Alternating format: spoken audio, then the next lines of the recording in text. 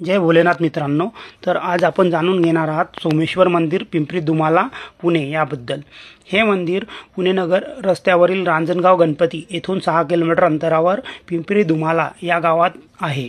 या मंदिरात नाथ सिद्ध, शैव आणि शक्ती यांच्या मूर्ती आहेत, ज्या सामाजिक धार्मिक संदर्भ प्रतिबिंबित करतात। हे मंदिर 14व्या-15व्या शतकात बांधले गेले असावे, पण कुणी बांधलं याचा इतिहास अज्ञात आहे। मंदिरातील काही प्रतिमा नाथ सिद्धांच्या प्रतिमांशी मिळत्या जुळत्या आहेत, त्यामुळे नाथ योगींनी या मंदिराची पूजा केली असण्याची दाट शक्यता आहे। सभा मंडप, अंतराळ आणि गर्भगृह अशी रचना असलेल्या या मंदिराच्या बाह्य व अंतर्गत दोन्ही भागांवर अप्रतिम मुक्तहस्ते कोरलेली आहेत। मंदिराच्या डाव्या बाजूला असलेल्या पुष्करणीजवळ काही प्राचीन मूर्ती आणि विरगळ ठेवलेले आहेत। त्यातील शेषशाहीची मूर्ती लक्षवेधक आहे।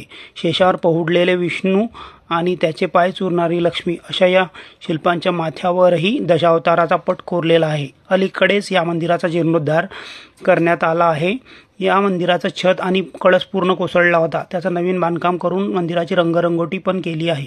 परंतु प्रथम दृष्टीतच आपल्याला याचा परिचय येतो की प्राचीन कोरीवकाम स्थापत्य शैलीसमोर आताची आधुनिक शैली फिकी पडते।